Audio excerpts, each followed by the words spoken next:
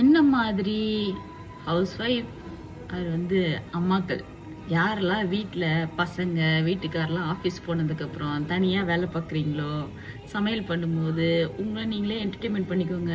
நல்ல பிடிச்ச பாட்டு கேளுங்க. பாட்டு கேட்டுகிட்டே சமைங்க. அது உங்கள் மைண்டுக்கும் ரிலாக்ஸேஷன். வேறு எந்த திங்கிங்கும் போகாது நமக்கு. அந்த பாட்டோட லிரிக்கை பாடிட்டே நீங்கள் வந்து சமைக்கும் போது இன்னுமே நமக்கு வந்து அப்படியே ஜாலியாக சமைக்கிற மாதிரி இருக்கும். ரொம்ப கஷ்டமாக தெரியாது பார்க்குற வேலை. அப்படியே ஒரு டிப்ஸ் பார்ப்போமா? நான் வந்து புளியை எப்படி ஸ்டோர் பண்ணுறேன்னு உங்களுக்கு காட்டுறேன். பாரு, என்னோட புளி தீர்ந்து போச்சு. அதனால நான் புளியெல்லாம் வந்து பிச்சு ஸ்டோர் பண்ணிட்டு இருக்கேன்.